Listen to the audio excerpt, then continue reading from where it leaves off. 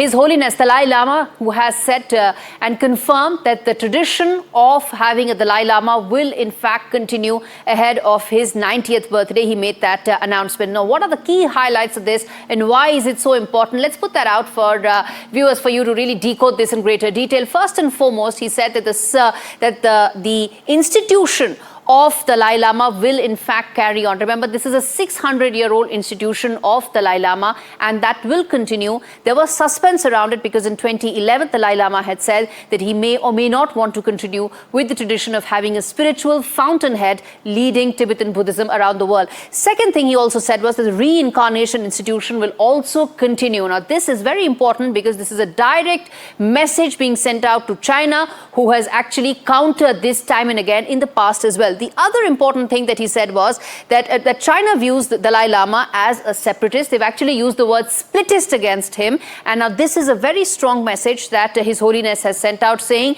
that the institution will continue, reincarnation will continue, and there will be some sort of a rallying point as far as all Tibetan Buddhists around the world are concerned. China has repeatedly said that it will choose the successor. They did so in Panchen Lama as well. Twice they have done so, and they will try and do that once again. Remember, the last time that His Holiness said that he's already identified his successor, it's been 30 years since that Lama has not been found or in public has not been seen, because many believe that China actually kidnapped that young child who was 5 or 6 years of age. So China continues or wants to continue that same kind of treatment and ensure that it has complete control over Tibetan Buddhists and their spiritual leader.